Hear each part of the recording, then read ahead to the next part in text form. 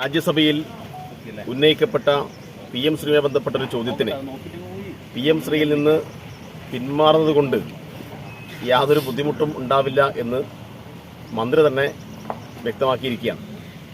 അപ്പോൾ നേരത്തെ ഇടതുപക്ഷത്തിൻ്റെ ഭാഗമായി PM ശ്രീയുമായി ബന്ധപ്പെട്ട് ഉയർന്നു വന്ന ചില ചോദ്യങ്ങളുണ്ടായിരുന്നു. അപ്പോൾ ആ ഘട്ടത്തിൽ PM ശ്രീ ആ കരാർ മരവിപ്പിക്കാനാവശ്യമായ നിലപാട് സ്വീകരിച്ച് അതുമായി ബന്ധപ്പെട്ട ഒരു കാര്യവും ഒരു പേപ്പറുകളും പിന്നീട് മുന്നോട്ട് പോയിരുന്നില്ല. എന്നാൽ ഇടതുപക്ഷം ഭരണം മാറിയതിന് ശേഷം ഈ UDF ഗവൺമെൻറ് വന്ന് ആദ്യം തന്നെ PM ശ്രീയുടെ ഫയലുകൾ തപ്പിയെടുത്ത് ആ കാര്യവുമായി മുന്നോട്ട് പോകാനാണ് അവർ തീരുമാനിച്ചത്. അപ്പോൾ സ്വാഭാവികമായിട്ടും ഉയർന്നു വന്ന ഒരു ചോദ്യം, കാരണം PM ശ്രീയെ മുൻനിർത്തി കടുത്ത വർഗീയ പ്രചരണം ഉൾപ്പെടെ നടത്തിയിട്ടാണ് ഇടതുപക്ഷത്തിനെതിരായി UDF ഈ നിലയിലുള്ളൊരു വിജയം നേടിയത്.